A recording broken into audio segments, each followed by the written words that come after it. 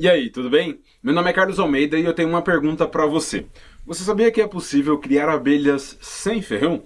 Isso mesmo, existem abelhas sem ferrão e são as abelhas nativas do Brasil. Você pode criar elas tanto em ambiente urbano como em ambiente rural. E assim como as abelhas convencionais que provavelmente você conhece, as abelhas de ferrão, as sem ferrão também produzem mel, cera, própolis, pólen, afinal de contas, elas também são abelhas. Nesse vídeo eu vou te mostrar quais são as principais espécies de abelhas sem ferrão, como diferenciar elas da abelha de ferrão, a famosa Apis europeia ou africana, como alguns conhecem, quais são as diferenças entre as várias espécies de abelhas sem ferrão. Vou mostrar também características produtivas de cada uma delas e como você pode criá-las na sua casa. Além disso, eu vou te mostrar também qual é a forma de conseguir essas abelhas de maneira barata e que mais agrega conhecimento, experiência e prática na sua jornada. Decidi fazer essa aula porque percebi que vários seguidores meus, tanto os mais experientes como mais iniciantes, têm dificuldade em identificar e diferenciar as espécies de abelhas que temos no Brasil. Uma das mensagens que recebo com mais frequência nas redes sociais é: Carlos, qual é essa espécie? Você poderia me ajudar? Isso porque, enquanto a Apis, a abelha de ferrão, possui apenas um formato e tamanho, variando um pouquinho só a coloração, nas abelhas sem ferrão é diferente. No Brasil, nós possuímos mais de 300 espécies de abelhas nativas sociais sem ferrão, variando no seu tamanho, no seu comportamento, na sua cor e nas suas necessidades. Mas eu não falo isso para te assustar. Pelo contrário, você vai ver que esse mundo das abelhas sem ferrão é um mundo apaixonante. Ouso dizer que é um caminho sem volta depois que você começa a criá-las. E é por isso que você precisa ter o conhecimento necessário para identificá-las, escolhendo assim a melhor caixa, o melhor ambiente e o manejo correto para aquela espécie. Se você não tivesse conhecimento a seu favor, você vai ficar perdido e não vai conseguir tomar as decisões corretas, além de ficar criando expectativas a respeito da espécie que pode ou que não pode criar na sua região. E para piorar, se você errar a espécie, consequentemente você vai errar na escolha da caixa, errar na escolha do ambiente, levando infelizmente à morte da colmeia. Sim, devido a escolhas erradas, as abelhas morrem. Algumas pessoas pensam que as abelhas vão embora, mas não.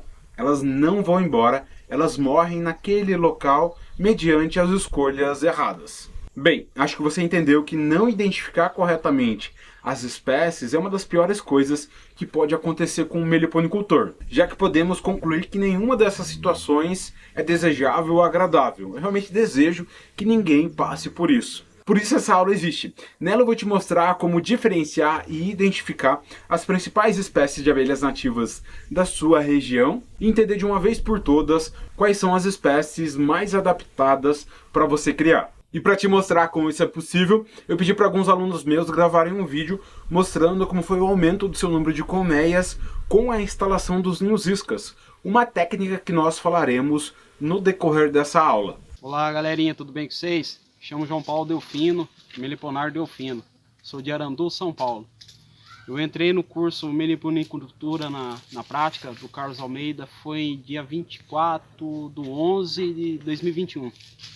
Até então eu possuía 7 colmeias de jataí, tudo por resgate. Fazia isca de qualquer jeito, de mau jeito, veio pegava uma ou outra, acabava perdendo. E quando eu entrei no curso dele, aí peguei as práticas, tudo, os manejos, tudo. Aí eu aprendi a capturar abelha. Hoje eu possuo mais de 150 enxame. Só de ninho isca eu capturo 12 espécies de abelha sem ferrão. Então só tenho a agradecer ao Carlos Almeida. Alô pessoal, aqui é Reinaldo Melo, Bocaina de Minas, Serra da Mantiqueira, sul de Minas Gerais, Meliponário Pedra Negra. Comecei no curso em 22, meados de 22, não tinha nada de abelha. Nunca comprei, tudo captura, ali atrás já tem 17 enxames e aqui partindo para a expansão, o novo meliponário ali, já que eu estou com 35 capturas na mata, para trazer para cá. É isso aí. Meu nome é Rodrigo Mantuan, sou da cidade de Londrina, Paraná. Quando eu entrei no Meliponicultura na prática, foi no ano de 2021. Eu tinha em torno de 40 colônias Hoje eu tenho um pouco mais de 330. Relatos legais, né? É gratificante demais fazer parte da jornada de centenas de alunos que hoje identificam e dominam o manejo com as abelhas nativas sem ferrão. E nesse processo de identificação das principais espécies de abelhas, é importante ter um material de consulta para tirar as dúvidas. E pensando nisso, eu criei um mapa que contém, estado por estado, quais são as espécies de abelhas sem ferrão que existem, baseado na lista oficial do ICMBio. Então, as espécies do Acre, Amazonas, Sergipe, Rio de Janeiro, realmente todos os estados do Brasil, espécie por espécie, estado por estado, tanto com o nome popular como também com o nome científico. Para baixar esse mapa vai ser bem simples. Você vai clicar no botão que está aparecendo aqui do lado, aqui abaixo ou na descrição e entrar num dos meus grupos de avisos. Nesse grupo estou sempre enviando as notificações sobre as aulas ao vivo, promoções, novos conteúdos. Foi lá, por exemplo, que eu coloquei a oferta do Meliponicultura na Prática com R$500 de desconto. Então somente quem está dentro desses grupos é que tem acesso a todas as informações especiais, novos conteúdos e avisos importantes. Se você não quiser continuar dentro desse grupo, tudo bem. Entra nele, pega o seu mapa e depois sai. No entanto, você vai sair de uma comunidade com vários meliponicultores que vai acelerar o seu processo de aprendizagem. Para deixar bem claro então, agora você vai clicar no botão aqui do lado em ganhar mapa. Com isso você vai ser redirecionado para um dos nossos grupos de aviso. Basta entrar na descrição e baixar o seu mapa. Eu vou te dar 15 segundos para você pegar o seu material e nós daremos sequência na nossa aula.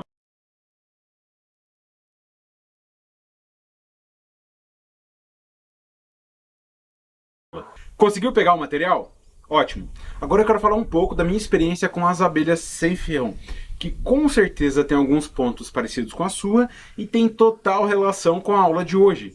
Isso porque, uma vez que nós nos deparamos com a existência das abelhas nativas, nós temos que identificar.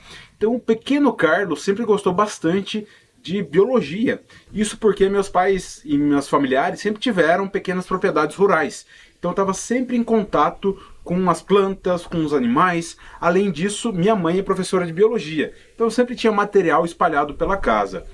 E o meu primeiro contato com as abelhas sem ferrão, essa minha curiosidade a respeito das abelhas, começou desde que eu me entendo por gente, das minhas primeiras lembranças na casa que eu morei até os 17 anos.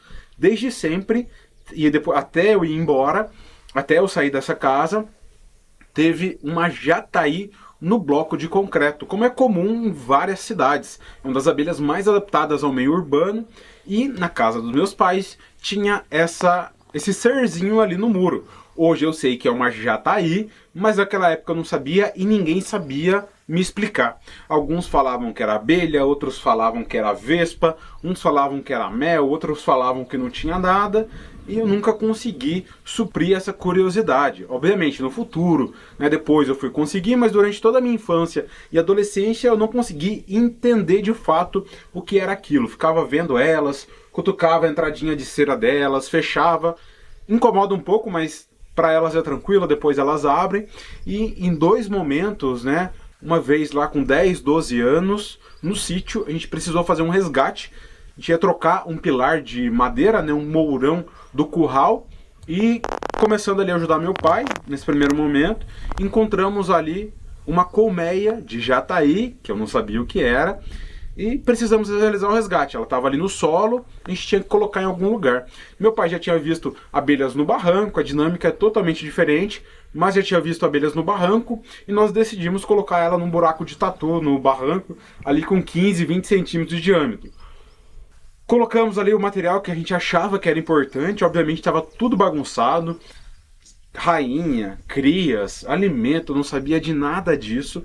Colocamos ali, 2 semanas depois nós voltamos e não tinha mais nada. Eu achei que as abelhas tinham ido embora, que elas tinham me abandonado e ficou aquele sentimento ruim.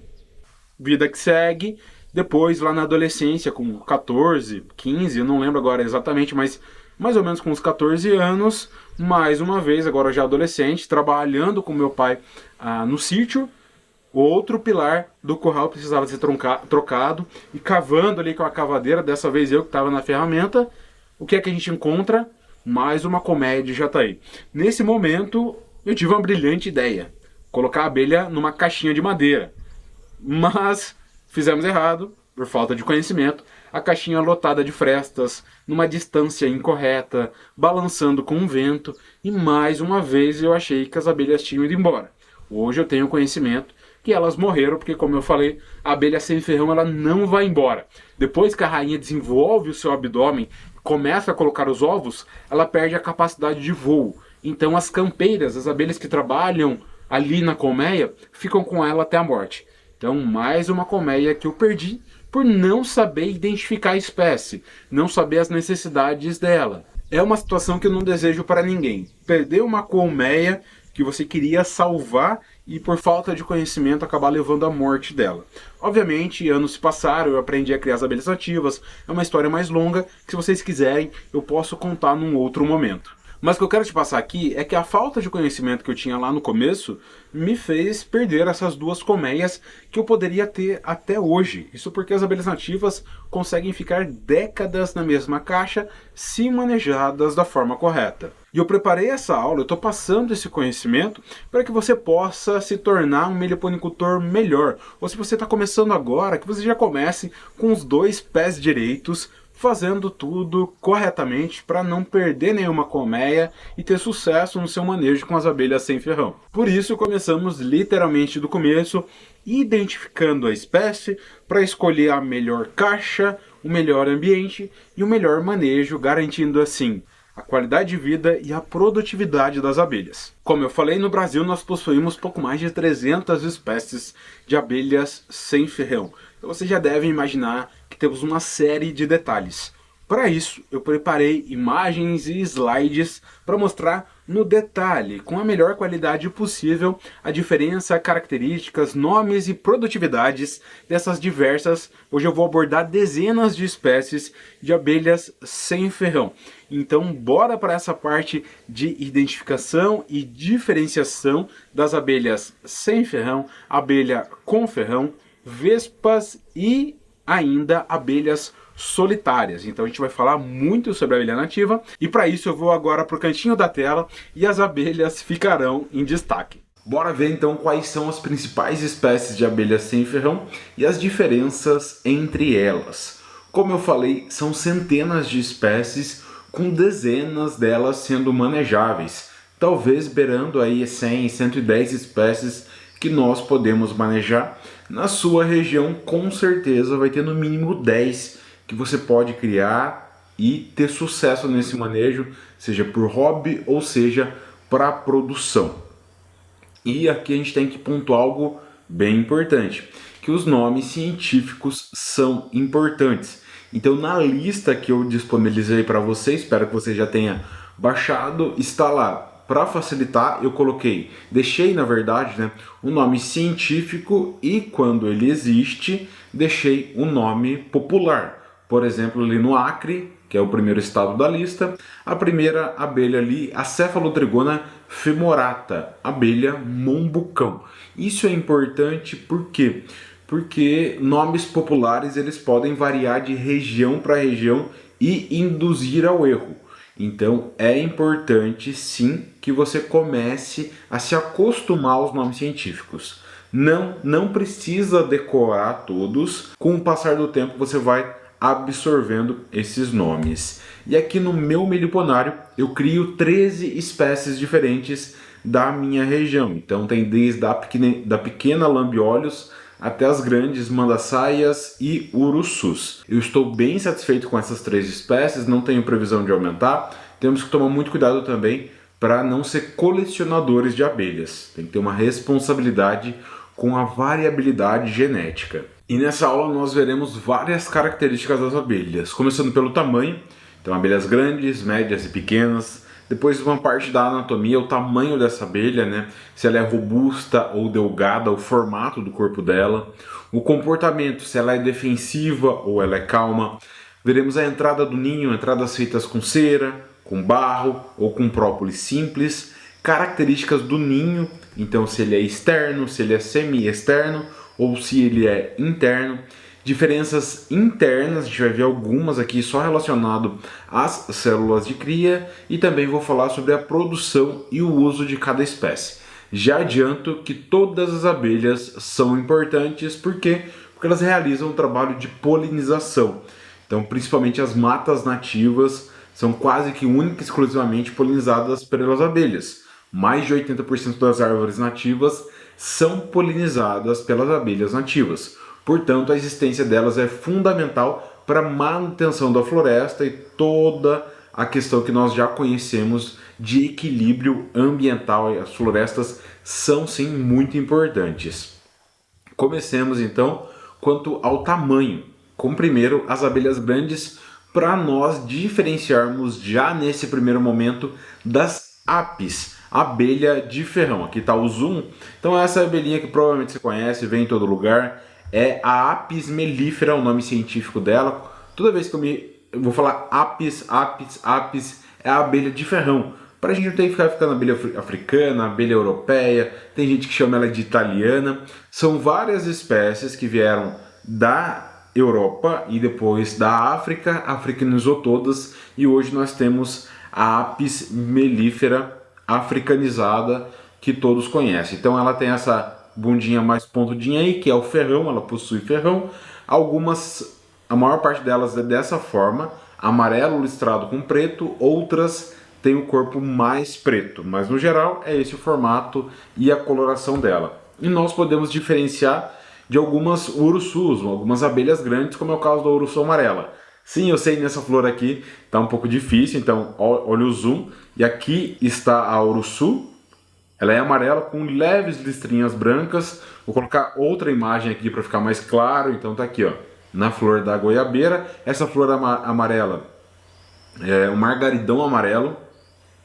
Você pode encontrar bastante nas beiras das estradas, e nós, meliponicultores, plantamos também para as abelhas nativas. Uma excelente florada de outono e inverno, até margaridão de maio é um dos nomes dele. E aqui está a urussu amarela na flor da goiabeira, do lado dela uma tubuna, que a gente já vai falar sobre ela. E o nome dela é Melipona mondori, do mesmo tamanho da apis. Mas percebe que a apis tem a listra preta, a urussu amarela não tem listra, tem só aquelas listrinhas brancas, como nós já comentamos. Existem várias espécies de urussu amarela. Então tem a Melipona crinita, tem a Melipona rufiventris, e naquela lista, como eu falei, eu coloco lá urussu amarela após o nome científico. A Melipona mondori é muito conhecida também como bugia ou tujuba. É uma abelha bastante produtiva, pode produzir aí até 5 litros de mel. Realmente uma espécie bem interessante. E aqui nós temos outra que é grande, que é a mandaçaia, uma das mais famosas também na flor do margaridão. Então a Melipona quadrifaciata. Temos a MQQ, Melipona quadrifaciata, e a MQA, Melipona quadrifaciata antidioides, todas bem parecidas. Tem uma diferencinha ali na listra, mas ela é preta com listras amarelas. Também na prática é difícil de confundir com uma apis depois que você vê essas imagens. Continuando aqui com as abelhas grandes, mais uma vez a apis como comparação, nós temos, por exemplo, a outra urussu. Existem diversas espécies de urussu, significa abelha grande. Ussu, na língua indígena, ele é relacionado a grande. Então, urussu, abelha grande. Aqui nós temos a urussu nordestina, Melipona scutellarius, também uma excelente produtora de mel. Está aqui os potes dela, potes bem grandes, e ela é preta com listras brancas, e ali a cabeça mais amarelada. Então, também diferente aí da apis, uma abelha grande, no caso aqui a urussu nordestina, até um pouco maior do que a apis. Aqui as abelhas médias, e a mais comum vai ser a abelha arapuá, muito conhecida como abelha cachorro. Mas mais uma vez, nome popular, muitos utilizam. Viu uma abelha pretinha, abelha cachorro, abelha pretinha, abelha cachorro. Então, muito cuidado. Aqui a arapuá, Trigona spinipes, arapuá, irapuá, é o nome dessa trigona. Mais no detalhe, também no margaridão, percebam que ela tem a perninha de trás, que é a corbícula, onde carrega o pólen. cera, barro, resinas, ela tem a corbícula de cor caramelo. Então, viu uma abelhinha pretinha com a corbícula de cor caramelo? Pronto, Arapuá trigona spinipes. Diferente de uma tubuna, utilizando mais aqui a imagem, aqui dá para ver bem a diferença de tamanho, né? De uma abelha grande, no caso de uma urussu, para uma abelha média, no caso da trigona spinipes arapuá e da Scaptotrigona bipunctata a tubuna. E as Scaptotrigonas são um grupo de abelhas. Então, um grupo de abelhas composto, aqui nós temos 5, mas tem no mínimo 8 no Brasil. Então, aqui nós temos a mandaguari amarela, Scaptotrigona xanthotrica. Percebam, essa imagem tem uma vista lateral e uma vista dorsal, uma vista superior no caso. Mandaguari amarela, ela é amarela, Scaptotrigona xanthotrica, com o abdômen e o corpo amarelo. Mandaguari preta, Scaptotrigona postica, com o corpo preto e o abdômen aqui com essas listrinhas amarelas. A canudo também vai ter o corpo preto, mas a asa diferente da mandaguari preta e uma diferença na entrada. A benjoí aqui toda escura e a tubuna Scaptotrigona bipunctata, o bi ali punctata, 2 pontos, porque ela tem 2 pontinhos, 2 às vezes 4, mas no geral 2 pontinhos brancos aqui no abdômen. Existem Scaptotrigonas em todas as regiões do Brasil. Em alguns locais vai ter tubuna e mandaguari, outros vai ter canudo e mandaguari, outros vai ter a canudo amarela da Amazônia, por exemplo, a Scaptotrigona nigrohirta, tem a tubi, Scaptotrigona tubiba e assim por diante. Cada região vai ter a Scaptotrigona, que são todas elas espécies muito produtivas, muito resistentes e produtivas. Uma boa produção de mel, uma excelente produção de própolis. Esse grupo aqui de abelhas, que para quem pensa em produção, é muito interessante ter uma Scaptotrigona no projeto. Então só que a gente tem 5, 6, 7 espécies de abelhas sem ferrão. E fica calmo, você vai ter acesso a essa aula, volta, revê ela. Num primeiro momento, bater no olho é mais difícil de diferenciar. Com o passar do tempo, o olhar vai ficando mais aguçado e você consegue ver essa diferença melhor. Então nós vimos as grandes, as médias e agora as pequenas, que no geral são as mirins. Mirim na língua indígena significa pequeno, então são as abelhas pequenas. Nesse caso aqui, uma mirim preguiça, Friesella scirocti. Uma das que eu mais gosto, tenho muitas aqui, é nativa da região, só que tem um dos nomes mais difíceis de escrever. Eu sempre tenho que pesquisar para escrever corretamente o nome dela. Então, Friesella scirocti. Um outro exemplo, a mirim guaçu, que é uma mirim maior, que é a plebeia remota. A mirim guaçu é maior do que a preguiça, mas ainda assim é muito menor do que uma tubuna ou até mesmo uma mandaçaia, como a gente vai ver aqui na sequência. Aqui, nessa flor de Ora pronobis rosa, não é uma flor tão grande, mas temos ali várias mirins, então na flor ela é bem menor. Nesse caso aqui, provavelmente, algumas mirins drorianas, plebeia droriana. Na flor é realmente difícil de diferenciar as mirins, mas são excelentes espécies para serem criadas para polinização e muito pelo hobby. As duas que nós vimos aqui atrás, tanto a mirim preguiça como a mirim guaçu, são excelentes espécies para caixas didáticas, uma vez que elas não fazem a cobertura de cera que as outras espécies fazem. Como nós podemos ver aqui, estamos vendo os potes, a postura, as teias de cera, então isso é muito bonito, elas ficam muito bonitas em caixas didáticas. Então aqui a mirim droriana na flor e aqui no detalhe uma roseira, não uma flor de rosa muito grande, né, que é uma roseira mais fina, com bastante espinhos. Ali em cima nós temos uma mandaçaia e uma lambiolhos. Sim, tá difícil de ver, vou mostrar aqui no detalhe. Olha só o tamanho da mandaçaia comparado com uma lambiolhos, a Leurotrigona milleri, uma das menores abelhas sociais do mundo. Então ela é realmente muito pequena. Uma mirim droriana vai dar 3 vezes o tamanho de uma lambiolhos para a gente ter uma base de comparação. Uma outra característica, o corpo das abelhas, as abelhas robustas, mais gordinhas, quadradinhas, que é o caso da Apis e outras urussus. Aqui, como nós estamos vendo, a Melipona seminigra urussu boca de renda, uma abelha nativa da Amazônia, porque ela faz essa entrada adornada, uma entrada que tem esse desenho de uma renda. O uruçu boca de renda é uma excelente produtora de mel também. E outra que ficou um pouquinho longe a imagem, que eu queria mostrar mais o ninho dela, que é a manduri. Nós temos manduri por quase todo o Brasil, tirando a região da Amazônia. A Melipona sylvae, Melipona obscura, são várias espécies de manduris. Ela é uma abelha menor do que a apis, do que as ursus, mas com o mesmo formato robusto.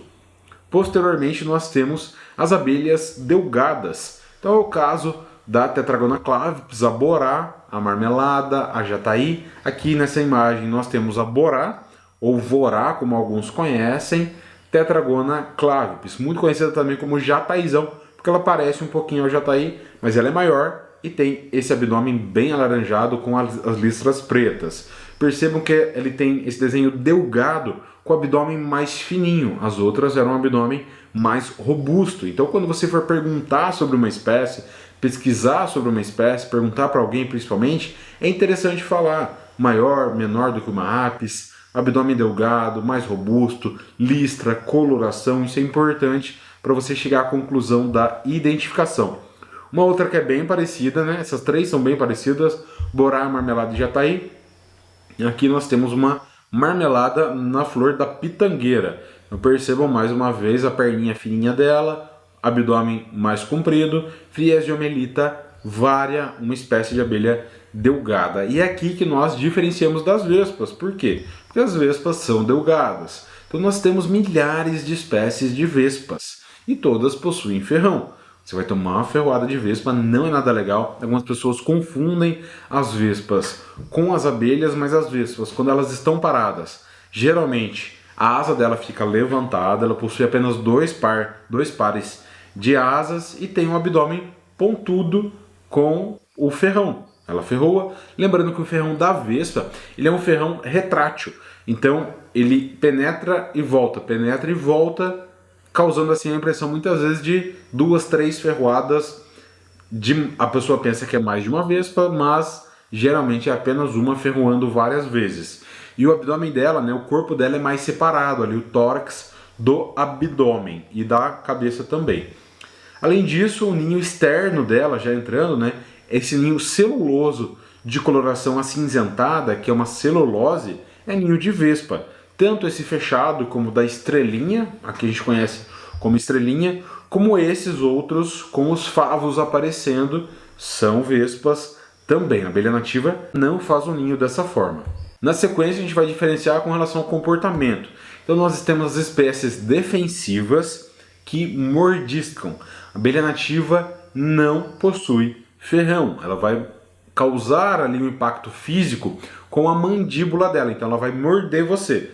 No caso, o grupo das escaptotrigonas, das tetragonas, eu coloquei a borá, mas temos várias borás, a Tetragona clavipes, como eu já mostrei, temos a borá mansa, a Tetragona Getty, que tem esse nome de ser mansa, mas ainda assim é defensiva, e o grupo das trigonas, eu já falei aqui da Arapuá, Trigona spinipes, muito conhecida por ser bastante defensiva, e aqui uma espécie nova que vem sendo catalogada, a gente encontrou aqui na região, e mediante o resgate de um colega a gente vem manejando, a Trigona concolor ou arapuá de árvore. Olha a quantidade de abelhas aí no meu macacão. O macacão protege, sem nenhum problema para manejar. Essa espécie é muito defensiva. Uma tubuna, por exemplo, o grupo das escaptotrigonas, você não precisa do macacão para manejar. Basta utilizar um chapéu com tela. E outras espécies, eventualmente, podem ser um pouco mais chatinhas, vindo ali grudar nos pelos, cabelos, né, principalmente aí barba e cabelo, e mordiscando um pouquinho o caso das urussus. Mas é muito tranquilo também, com um simples chapéu aí com tela, você consegue manejar. No geral, elas não são defensivas, mas podem ser um pouquinho, lembrando que é uma mordida, não tem ferroada, não dá nenhum tipo de alergia, podem manejar tranquilamente. E nós temos no mundo das abelhas sem ferrão uma espécie especialmente defensiva, que é a abelha caga-fogo. Por esse nome já é bem sugestivo o que ela faz. Então ela tem essa coloração aí na cabeça bem amarelada, um corpo escuro, geralmente uma entrada fendada e é a Oxytrigona tataira. Ela simplesmente expele ácido fórmico, então ela queima os predadores e pode queimar quem está manejando. Fica tranquilo, é uma espécie rara, você não precisa criar ela, você pode escolher outras. Também é uma espécie bem produtiva com relação ao mel. Não falei da borá, né? Mas a borá é uma espécie muito produtiva, pode produzir 2, 3, em alguns relatos aí 6 litros de mel, um excelente própolis, muito pólen, então é uma espécie bem produtiva. A caga-fogo pode ser também, e para manejar ela daí é o macacão full, macacão, óculos, luvas. Geralmente quando eu vou manejar uma borá, uma Scaptotrigona, eu não utilizo luvas, porque elas mordiscam um pouco ali nas mãos e o manejo fica mais sensível. Na Oxytrigona não tem como não utilizar luvas. Fica mais a critério de curiosidade. Eu criaria, não é nativa da minha região, mas eu acho bem interessante esse comportamento. E segundo relatos de seguidores e alunos que criam, no geral ela não é defensiva. É mais no manejo mais avançado ali de uma transferência ou de uma divisão. No manejo do dia a dia ela não queima, não expele ácido fórmico. E depois das defensivas nós temos as espécies calmas: mirins, mombucão, iraí, jataí. Eu coloquei a jataí aqui com ponto de interrogação porque no geral ela é calma, mas ela pode dar umas leves mordiscadinhas. Nada que um macacão com tela também, um chapéuzinho com tela não resolva. Então aqui um exemplo de uma abelha relativamente rara, a Cephalotrigona capitata, famosa mombucão. Ela é super dócil, é difícil de encontrar na natureza porque a movimentação dela é muito tímida, a entrada dela é uma entrada simples de própolis, como a gente pode ver aí. Ela é uma abelha grande, maior do que as Scaptotrigonas, menor do que a mandaçaia, preta escura dessa forma, e é totalmente calma. Uma outra melípona, que nós já falamos de algumas hoje, seria a guaraipo, né? Guaraipo ou pé de pau, como é conhecido em alguns locais, melípona bicolor. Uma abelha nativa da Amazônia, uma abelha nativa da Mata Atlântica, de regiões bastante úmidas. Então por isso o nome dela é de pé de pau, parte baixa ali do tronco, onde é mais úmido, próximo ao solo. A guaraipa, uma boa produtora de mel, mas uma abelha também muito calma, nada defensiva. A iraí também entra nisso, a gente vai dar exemplo da iraí em outros aspectos aqui. Agora, diferenciar com relação à entrada, muito comum as abelhas que fazem entrada de cera. É o caso da iraí, como eu falei, Nanotrigona testaceicornis. E o tamanho dessa entrada é uma dúvida que eu sempre recebo. Ele sempre vai depender de vários fatores. Primeiro, se a saída para o campo é uma saída livre, tendencialmente a abelha não faz o tubo. Se não tem predadores, ela não faz. Se não tem outras espécies por perto, ela não faz. No geral, ela economiza recurso para trabalhar internamente. Essa daí é uma iraí, Nanotrigona testaceicornis, que ela está num poste de concreto, de energia, na cidade. Então ela fez um ninho lá dentro e fez essa entrada característica. E uma outra muito comum, talvez uma das mais conhecidas Brasil afora, como entrada de cera característica, é a famosa jataí tetragonisca angústula. Nós temos também a fibriege, mas a diferença delas é bem pequena. Não vale a gente entrar no detalhe aqui agora, não tem diferença para o manejo, a escolha da caixa é a mesma, do ambiente é o mesmo.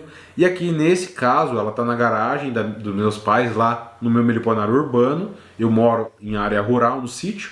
Essa daí está na garagem com uma saída um pouco mais difícil. A questão é que ela está há anos lá, super bem, então nesse caso ela não é prejudicada, mas para uma melhor saída para o campo, para as árvores, ela faz esse tubo de entrada maior, nesse caso com apenas uma entrada, em outras situações com várias entradas. Em alguns locais ela é conhecida como 7 portas, por exemplo. E outras espécies que fazem entrada com cera, nós temos aqui a famosa e temida Lestremelita limão ou abelha limão.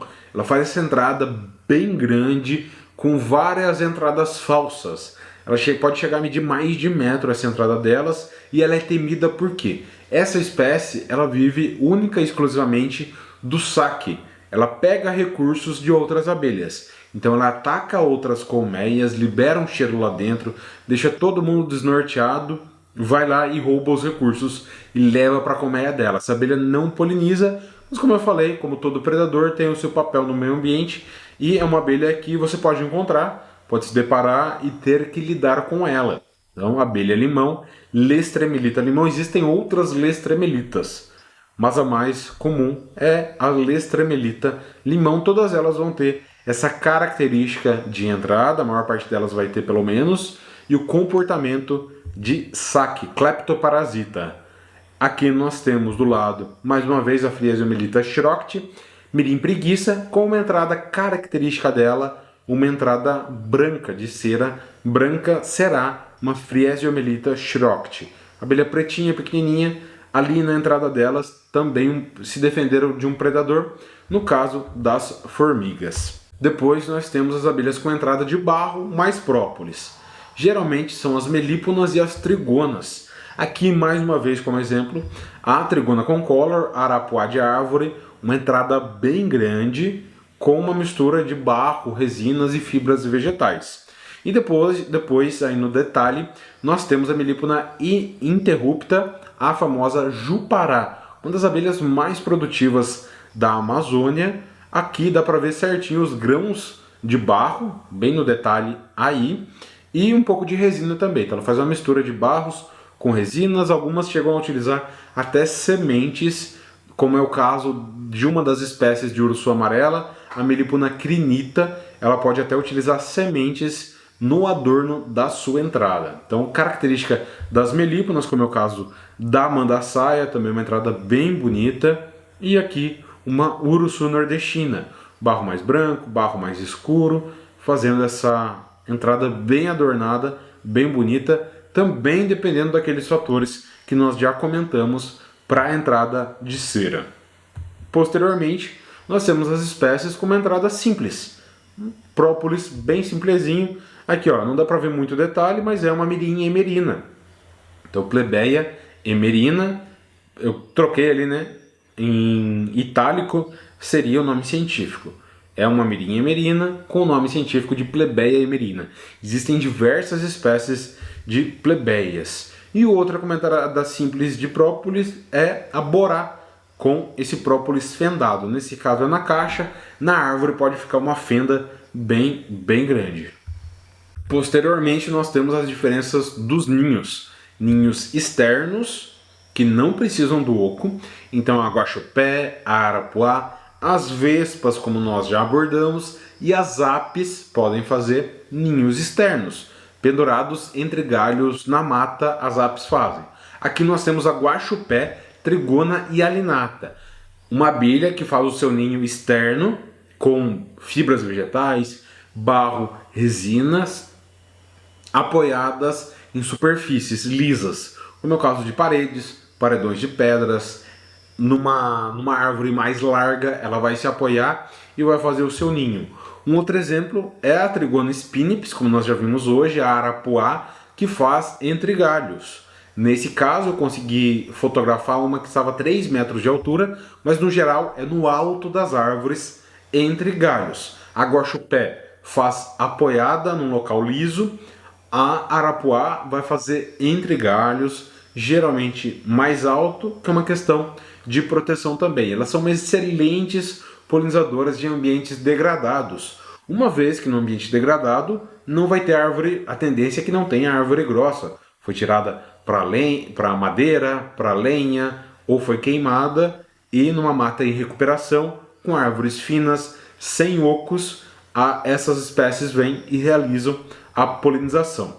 E uma outra que nós temos, mais por questão de curiosidade, é a jataí acreana. Se você é do Acre, pode ter acesso a essa espécie e criar, a depender dos resgates. Ela faz essa estrutura de cera bem diferente, nenhuma outra espécie faz. Ela faz a tetragonisca wear out, bem interessante, mas bem rara e de difícil manejo, uma vez que você vai ter que abrir tanto a trigona alinata, a guaxupé, como a trigona spinips, a arapuá, são espécies que não dá para criar em caixa, não dá para ser manejado. Você pode até tentar colocar, a maior parte das vezes ela vai morrer, ou ela vai fazer todo aquele fechamento com barro, fibras e resinas vegetais. Posteriormente nós temos os ninhos semi-externos. Um dos maiores exemplos é a boca de sapo, que é a Partamona elleri. Aqui ela está numa caixa, uma abelha que pode ser criada numa caixa, mas ela é muito encontrada até mesmo nas cidades. Uma parede quebrou ali o bloco, ela faz toda uma estrutura externa, principalmente com essa entradona dela que parece uma boca de sapo, e faz a parte interna. Ela pode fazer entre bromélias, samambaias. É bem interessante essa espécie, criada também mais por hobby, para ser uma espécie diferente, mediante resgates e para polinização, mas hoje em dia também já temos caixas para ser manejado, mas é uma espécie que não produz tanto mel. Posteriormente nós temos os ninhos internos, os mais diversos espaços e situações: árvores, muro, solo, pilares, palanques. Realmente são muito diversos locais. Aqui, como um exemplo mais simples, uma mandaguaria amarela, Scaptotrigona xanthotrica, no próximo ao solo aí numa árvore. Coloquei como detalhe para ver que ela é uma abelha bem amarela e tem essa característica de uma cera mais clara na sua entrada. As outras Scaptotrigonas fazem a entrada mais escura. A mandaguaria amarela vai fazer a entrada mais clara. Vale pontuar que as espécies de solo, que eu não vou entrar aqui hoje, a jataí negra, a mumbuquinha, Geotrigona mumbuca, espécies que estão no solo, que não são de árvore, porque as espécies de árvores também podem fazer o ninho no solo. É muito comum a jataí Tetragonisca angustula fazer o ninho no barranco. Se precisar ser resgatado, dá para colocar na caixa. As espécies de solo têm um manejo muito mais delicado, como é o caso da Melipona quinquefasciata, Amandaçaia ou uruçu do chão. Nós temos a jataí preta, temos a jataí de cupinzeiro, a Scaura longula, a Scaura latitarsis, a jataí preta, né? A jataí do chão, que é a Paratrigona subnuda. Essas espécies só no resgate, a gente vai falar sobre resgate mais pra frente, mas não dá para criar em caixa, não entram em ninhos iscas. É mais realmente se ela precisar de ajuda, se o local for ser demolido, você realiza o resgate. O nosso foco aqui são espécies de ninho interno, que podem ser criadas e têm um bom desenvolvimento dentro da caixa. E dentro da caixa, caso você já tenha aí um resgate, uma captura do ninho isca, ou ganhou uma colmeia de presente, quer identificar, vou colocar aqui alguns pontos para nós olharmos, além de olhar a abelha, como já foi colocado imagem de diversas espécies, olhar a entrada, olhar o comportamento, você pode olhar internamente. Então uma diferença entre elas são as células de cria. As abelhas que fazem a postura horizontal em formato de discos, esses discos podem ser em espiral, como a gente já vai ver. Aqui nós temos um exemplo da Melipona lateralis. É um tipo de uruçu muito conhecida com o nome de uruçu nariz de anta, devido ao formato da sua entrada. Fica esse nariz aí feito de resinas e de barros, uma espécie nativa também da Amazônica. Aqui um exemplo de uruçu amarela, dá para ver os discos. Nesse caso eu estou pegando aí com a mão para realizar uma divisão. Então eu tenho um disco maduro, disco verde, para realizar um manejo. E aqui é o caso da iraí, uma postura em espiral. Então ela é contínua. Perceba ali que o último e o penúltimo, e o antepenúltimo lá por trás também, eles estão conectados. É normal, muitas pessoas entram em contato. Carlos, minha abelha está com a postura em espiral, o que eu faço? Calma, a abelha está bonita, está forte, populosa, como é o caso da iraí, uma abelha que pode produzir uma quantidade significativa de mel. Por que se preocupar? A postura faz parte dela. A borá é outra que faz quase sempre a postura em espiral também. E depois nós temos a postura semi-regular, que é o caso da mirim preguiça, mais uma vez é Friela schrocht. Às vezes fica parecido um disco, às vezes é uma aqui, outra lá, meia dúzia de um lado. Ela vai sobrepondo pequenos aglomerados de postura. É uma espécie muito bonita e faz dessa forma. Não confundir com a postura em cacho de uva, que é o caso das lambiolhos, da marmelada amarela, da marmelada preta, Friesiomyelita varia, Friesiomyelita doderline. Temos outras espécies de Friesiomyelitas. Aqui como exemplo a lambiolhos. Então olha só, parece cachinho de uva. Várias bolinhas, que cada bolinha dessa daí é uma célula de cria que tem um ovo lá dentro onde vai nascer uma abelha, e aqui a marmelada, Phreesiomelita varia, marmelada amarela, com vários cachos, uma abelha muito linda, muito cheirosa, produz um mel relativamente interessante, ele é mais denso, em regiões mais quentes pode produzir em grande quantidade, excelente para caixa didática, muito boa para própolis também. E vale pontuar, né, pessoal, a jataí, como foi colocado aqui, é uma excelente espécie, uma das mais conhecidas, excelente para a produção de mel, uma produção constante que vem aumentando. Todas as melíponas que foram citadas, excelentes para a produção de mel também. E essas são espécies de abelhas sociais. O que significa isso, Carlos? A abelha social é que vivem em sociedade. Então nós temos a rainha, as castas, né? A rainha, as campeiras e os zangões. A rainha vive mais, então ela vê a sobreposição das gerações. A operária vai viver aí 60, 90, talvez 180 dias, a depender de algumas questões ambientais. Já a rainha vive 1, 2, 3, às vezes 8 anos. Então isso é uma colmeia social. Tem a rainha e as suas filhas e os seus filhos. Nas abelhas solitárias, elas vivem sozinhas, as solitárias ou semissociais. E aqui eu vou colocar alguns exemplos. São abelhas, mas não são sociais, não vivem em sociedade. Ah, Carlos, mas eu vi várias delas na mesma florada. Pessoal, mesma coisa do mercado. A gente vai no mercado, tem várias pessoas, mas elas não moram na mesma casa. A busca por recursos é mais diversa possível. Vem apis de várias colmeias, manda saia de várias colmeias, e o mesmo acontece com as solitárias. Uma das mais conhecidas é a mamangava de toco, a Xilocopa sp. Tem várias espécies de Xilocopa, uma das excelente polinizadora do maracujá. Maracujá, que é uma fruta nativa, ela precisa da mamangava para sua polinização, realizando aí o buzz pollinization, aquela vibração que ela faz, dá para escutar de longe, além do tamanho dela encostar nas partes reprodutivas necessárias. As abelhas pequenas acabam só roubando o pólen do maracujá e não realizam a correta polinização. É meio difícil de confundir, né, porque ela é bem maior do que as outras, mas são abelhas e possuem ferrão. Então muito cuidado. As abelhas sociais e semissociais possuem ferrão. Tem que tomar cuidado aí com a ferroada. Dizem que da mamangava dói e dói bastante. Posteriormente nós temos uma outra bem conhecida que é a abelha das orquídeas, que são as metálicas verdes e azuis. Espécie muito bonita, como o próprio nome já diz, né? A abelha das orquídeas, ela visita muito as orquídeas, e aí do grupo das euglossines, as euglossas. Excelentes espécies, acabam adentrando pequenas caixinhas de abelhas nativas, e você pode ver os ovinhos dela lá, mas não dá para ser manejado. A Xilocopa coloca os seus ovos, faz o seu ninho em toco. Então ela cavoca lá a madeira, geralmente já em decomposição, madeira mais mole, e faz lá o seu ninho. A euglossine utiliza pequenos ocos na natureza e pode-se utilizar de pequenas caixinhas, ou até mesmo ninhos iscas. Depois nós temos as mamangavas de chão, que são semissociais.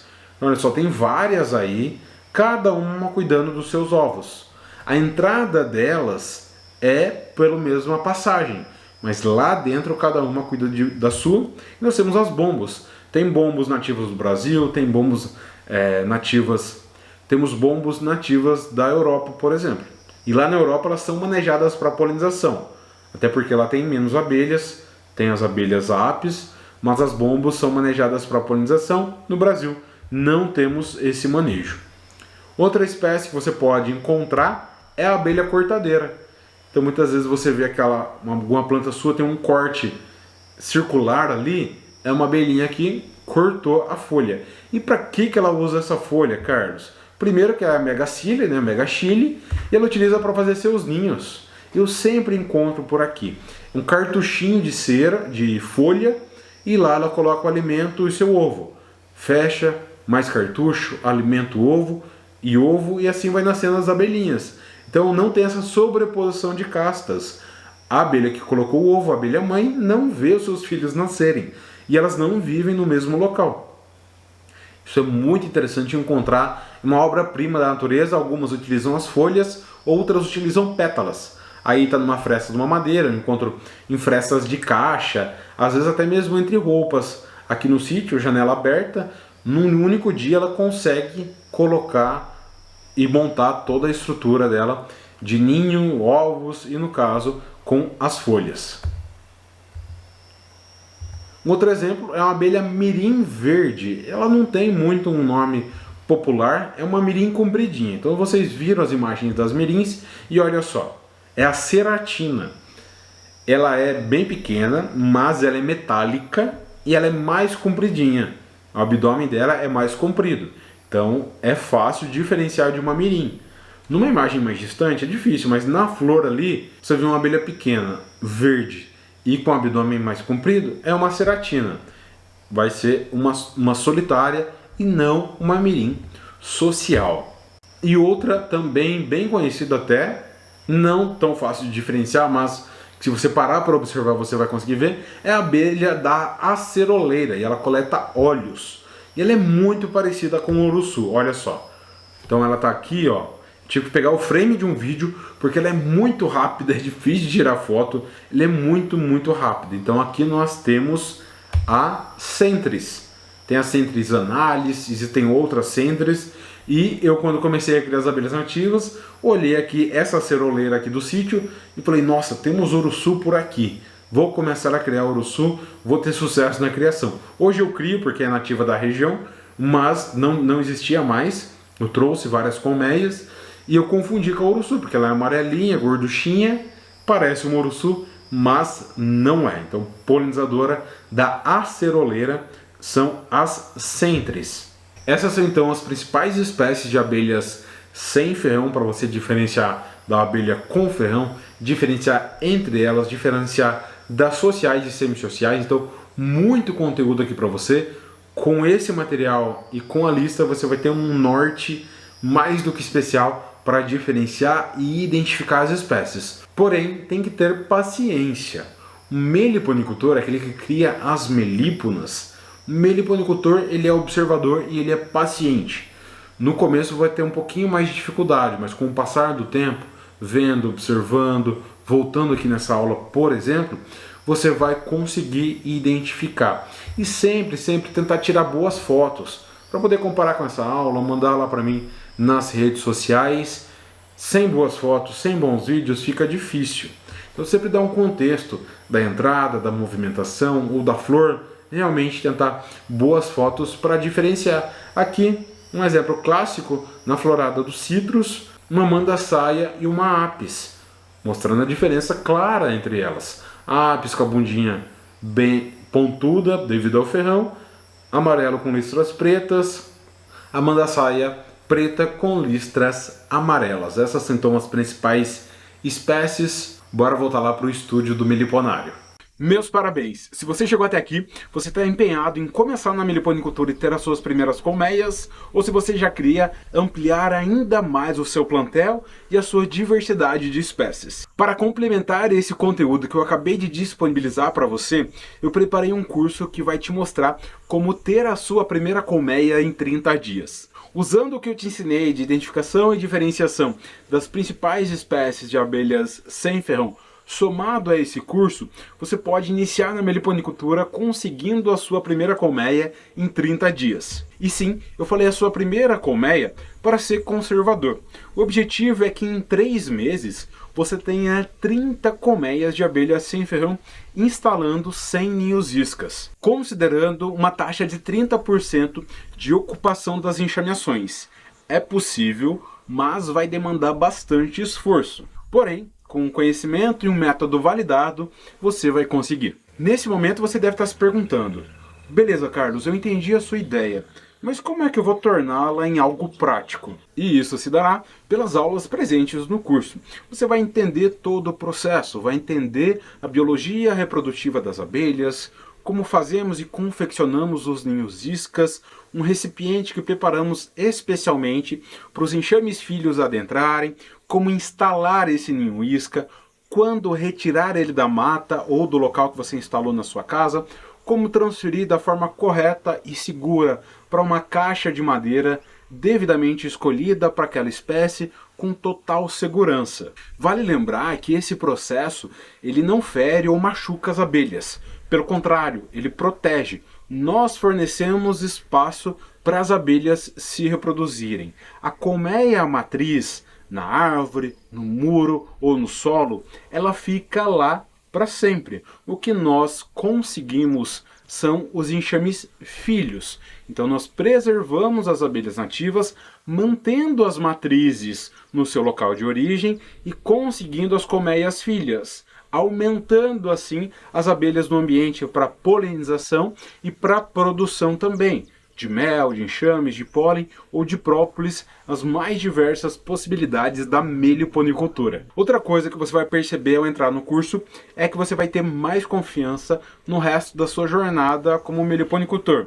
Confie em mim, isso é muito importante para você ter sucesso no manejo com as abelhas. Eu canso de ouvir as pessoas falando que não tem confiança para começar porque tem medo de manejar de forma errada e machucar as abelhas. Com esse curso você vai ter a confiança para realizar a sua primeira captura, enxameação no ninho isca e transferir ela de maneira segura para uma caixa adequada. E vale pontuar que a meliponicultura é uma atividade autossustentável, se não a mais autossustentável, e que demanda apenas 2 horas de trabalho semanal em média.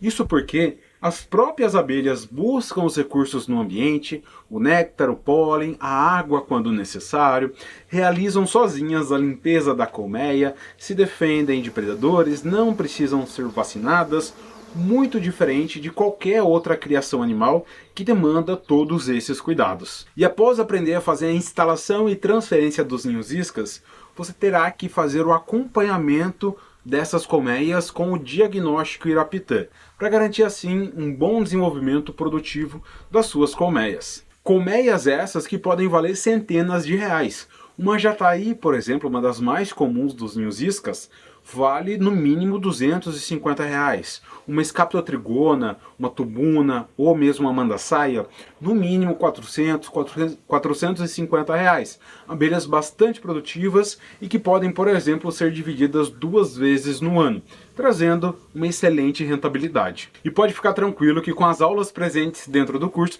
você vai conseguir essas colmeias, posicionando o seu ninho isca no melhor local possível, tendo assim um melhor aproveitamento e sucesso em conseguir as enxameações e ter colmeias fortes e saudáveis. Só para você ter uma ideia, eu sempre recebo relatos e pedidos de ajuda de pessoas que estão há 6 meses, 1 ano, 2 anos tentando conseguir a sua primeira enxameação de abelha sem ferrão e não conseguem única e exclusivamente por falta de conhecimento. Não sabem como confeccionar o ninho isca, como posicionar e instalar ele no ambiente. E se a gente for pensar, 1 ano é bastante tempo. Você poderia conseguir fazer 2 divisões da colmeia, poderia coletar uma melgueira cheia de mel. O ganho de tempo a partir de um método vai fazer você ter mais resultados. Eu estou falando que eu vou te dar o caminho para você conseguir a sua colmeia em 30 dias. E para te ajudar ainda mais nessa jornada, eu preparei 2 bônus exclusivos. O primeiro deles é como resgatar uma colmeia. Eu vou te dar todo o passo a passo para realizar esse manejo, que pode ser bastante complicado. E quando você encontrar uma colmeia em perigo no ambiente, você vai conseguir, diferente do que eu fiz lá no início, você vai conseguir realizar o resgate e garantir a saúde dessas abelhas. O segundo bônus é como conseguir 30 colmeias em 3 meses e ter um meliponário produtivo com essas colmeias. Então, em 3 meses, você montar um meliponário com 30 colmeias e o guia para ter esse meliponário lucrativo na primeira e na segunda temporada. E para ter acesso a todo esse conteúdo, o preço vai ser bem abaixo do que você espera. Será R$ 197, podendo ser parcelado em até 12 vezes. Isso mesmo, o valor do curso é bem menos do que uma colmeia de jataí de R$ 250. Muito menos do que uma colmeia de mandaçaia ou de tubuna de 400, 450 reais. Literalmente menos da metade do valor de uma colmeia. E além desse preço mais do que acessível, nós disponibilizamos 15 dias de garantia incondicional. Isso mesmo, se você entrar na plataforma, ver as aulas e achar que não servem para você, que não é o que você esperava, basta pedir o reembolso e nós devolveremos todo o seu dinheiro. A gente continua amigos, você continua me seguindo nas redes sociais sem nenhum problema. E lembre-se que esse curso não vende uma coisa aleatória sobre a meliponicultura. Pelo contrário, meu objetivo é fornecer um caminho concreto para você atingir os seus resultados na criação das abelhas sem ferrão. E é isso que eu quero, que você tenha acesso ao conhecimento, coloque em prática e consiga sua primeira colmeia em 30 dias. E para você comprar o curso e fazer parte do nosso time, basta clicar no botão abaixo. Quero ter a minha primeira colmeia em 30 dias. Assim você vai ser redirecionado para a página do produto. Vai colocar os seus dados e realizar o pagamento por Pix, boleto ou cartão de crédito. Enfim, estamos chegando ao final dessa aula. Eu gostaria demais de agradecer você que chegou até aqui. Sei que você quer e vai se tornar um meliponicultor de sucesso. E para garantir isso, você tem 3 escolhas a partir de agora. A primeira delas, você pode ignorar tudo que eu falei até aqui. Como é possível identificar e diferenciar as espécies de abelhas e conseguir a sua primeira colmeia em 30 dias.